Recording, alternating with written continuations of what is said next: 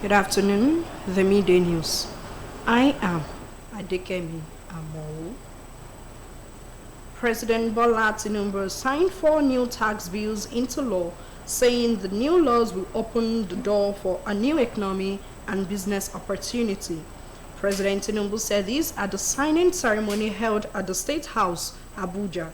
Describing the occasion as a turning point for the nation's economic future, President Tinubu hailed the new laws as unnecessary steps in Nigeria's journey to modern. The president noted that leadership must help the people to take off and lead the way at every point in time. President Tinubu commended the National Assembly for what he called their courage and sense of duty. The laws, the president noted, will deliver relief, restore fairness, reignite growth, unify a fragmented tax system, remove redundant overlaps, boost investors' confidence, enhance transparency, and promote coordinated efforts across the board. He also described the legislation as a clear departure from previous policies, emphasizing that the reforms are designed to ease the burden on working families, small businesses, and low-income earners while eliminating insufficiencies that have long plagued Nigerians' fiscal. The president also said the new tax laws form the groundwork for the Nigeria of tomorrow, focused on unlocking opportunities for all. The new laws, which are due to go into effect in January, have streamlined taxation, which was uncoordinated. The federal government has said that the concurrent operation of 3 budgets is a deliberate strategy to ensure the delivery of appropriated capital projects. Director General Budget Office of the Federation, Taminu Yakubu, who provided clarity on the multi-budget operations, said the 2024 Appropriation Act, 2024 Supplementary Budget, and 2025 Appropriation Act are running simultaneously. The National Assembly had earlier this week extended the capital vote compartment of the 2024 budget till December 31st. According to Yakubu, the development is not a sign of fiscal confusion, but a deliberate response to real-world economic and administrative realities. Addressing public concerns over the overlapping fiscal instruments, Yakubu said that while the simultaneous operation of multiple budgets may appear unconventional, it is legally grounded and administratively necessary. He said the concurrent implementation of budgets is not outside the bounds of national laws and conform to global best practices. He outlined that the Finance Act, Appropriation Act clauses, and Central Bank of Nigeria's circular provided the legal basis for this coexistence by allowing rollover of capital releases across fiscal years, cash flow bridging to support early implementation of new budgets, and parallel accounting for complex or externally financed infrastructure and social programs. He described the current situation as institutional flexibility in managing fiscal transitions, noting that the critical issue should not be the number of budgets being operated, but the coordination and transparency in their execution. Independent National Electoral Commission has scheduled by-elections for August this year to fill vacant seats in the national and state assemblies across 16 constituencies in 12 states. The commission also announced the resumption of continuous voters registration nationwide, while online pre-registration set to begin August 18, while in-person registration will commence August 25 this year. INEC Chairman Professor Mahmoud Yakubu disclosed this yesterday during the second quarterly consultative meeting with political party leaders at the Commission's headquarters in Abuja. He noted the by-election cover 2 senatorial districts, 5 federal constituencies, and 9 state assembly constituencies involving over 3.5 million registered voters across 32 local government areas, 356 wards, and 6,987 polling units. Professor Yakubu said the outstanding by-elections will be conducted in Anambra South and Edo Central, 5 federal constituencies, Ovia Southeast, Ovia Southwest in Edo State, Bubura Gaki in Jagar State, Chikun Kajuri in Kaduna State, Ikene Shagamu Remo North in Ogun State, and Ibadan North in Oyo State, among others. Yakubu said in the last 2 years since the inauguration of the National and State Assemblies in June 2023, vacancies requiring by-election have occurred nationwide, noting that in February last year, the Commission had concluded 9 by-elections to fill vacancies resulting from the death or resignation of members of the National and State Houses of Assembly.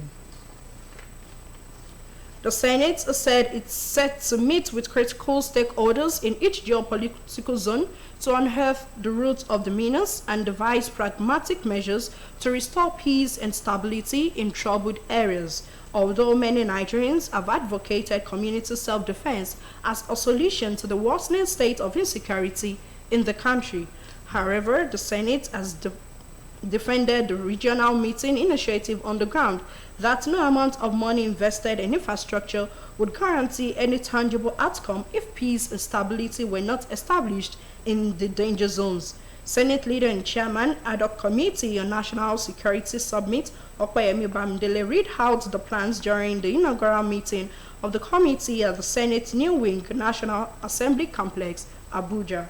But at the inaugural meeting, the chairman canvassed the need to address the country's security concerns regionally, saying the National Summit on Security was designed to ensure that every Nigerian lives and works in peace irrespective of their location and status in life. Senator Bamidele further said no amount of money invested in infrastructure development would translate to any meaningful outcome without peace and security. For this reason, transforming pervasive insecurity to enduring peace is at the heart of the national security.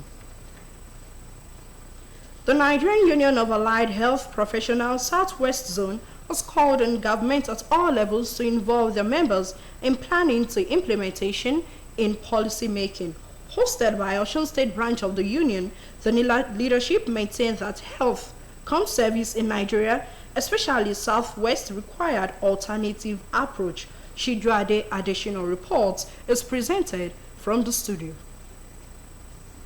The Union of Allied Health Professionals Southwest Zone rose from their 2-day zonal leadership conference and called on government at all levels to involve their members in planning to implementation of policies. Hosted by Osun State branch of the union, the leadership maintained that healthcare services in Nigeria, especially Southwest, required alternative approach. The leadership of Nigeria Union of Allied Health Professionals and stakeholders from Osun, Oyo, Ogun, Ekiti, and Lagos states were at the Olukemi Kolawole Lake Resort Government Secretariat Osogbo brainstorm on how to move the union forward and chart a new course toward the Nigerian healthcare system. Lecture on consultation, consolidation, confrontation as key to a successful trade unionism by Dr. Shotiloye gave members an insight to an appraiser of their job. Consultation is very key for any union leader at any level.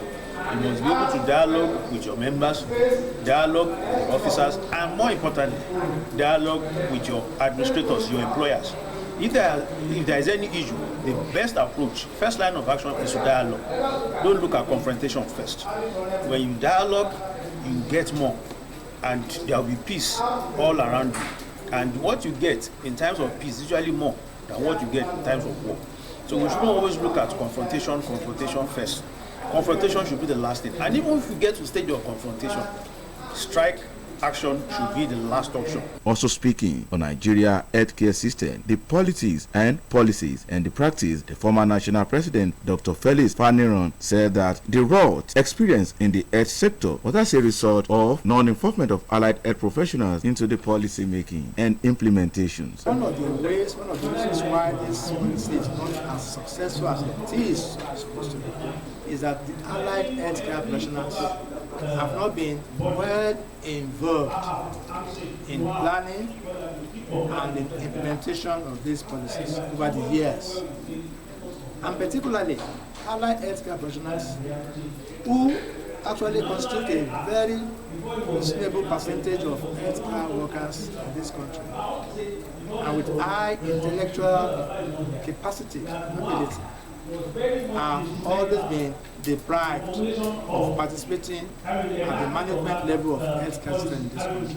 Reflecting on the essence of the zonal conference, the Southwest Zonal Coordinator, Comrade Morenikeji Olumuyiwa, noted the significant progress made in the nation health system, saying that challenges facing the sector require collective attention and action. Comrade Olumuyiwa, who described professional composition of the union as important in the health sector, called on all to work together to build a stronger and more resilient health care system. Leaders have been equipped to go back and engage their employers, the management, and to engage the state government. Our goal is to make the health sector better, and we are also appealing to the state governments in the southwest region of Nigeria to do the needful by allowing other health professionals in our union to also be part of leadership in health sector. At the conference, members used the opportunity to ask questions that can better the laws of the members of the union. On sports, Super Falcons coach Justin Madugu says he's not under pressure to deliver Nigeria's 10th WAFCON title as the team intensifies preparations for the tournament in Morocco. The Falcons tackled Tunisia, Botswana and Algeria in Group B of the competition at the Larbi Zaulu Stadium in Casablanca, as the campaign starts in Casablanca on Sunday. And from the foreign scene, the Central African Republic has declared 3 days of mourning after an explosion and the stampede that killed at least 29 school children and injured more than 250 at a high school in the capital city, Bangui. It added that an estimated 5,000 students were at the school for higher education examinations at the time.